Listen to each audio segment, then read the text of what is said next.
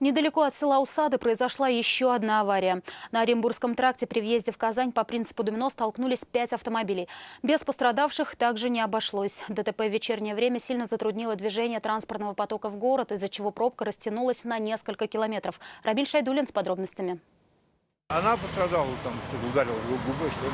Сразу после произошедшего на место аварии вызвали медиков. В помощь потребовалась 18-летней автоледи, управлявшей автомобилем Kia Ceed. Ее транспорт в цепочке столкнувшихся машин стоял самым последним. Впрочем, серьезных травм, по рассказам очевидцев, девушка не получила. Медики диагностировали у нее ушиб носа и грудной клетки. Я не знаю, она на меня накричала, я чувствую. Я не кричала, я рассказала.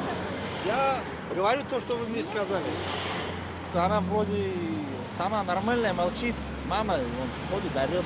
Как отметили участники аварии, движение на этом участке дороги было плотным и затруднено. Водитель первого автомобиля в цепочке Шкоды Фабия рассказал о причине своей остановки. Здесь пробка образовалась, я остановился. И через какое-то время получил удар. Через полсекунды. В Шкоду врезался Hyundai Solaris. Его вперед толкнула Лада, в которую сзади врезался Renault Logan. В него с самого начала и врезалась автоледи на Kia Ceed, не успевшая вовремя остановиться. Рамиль Шайдуллин, Айрат Назипов, Константин Бушуев. Вызов 112.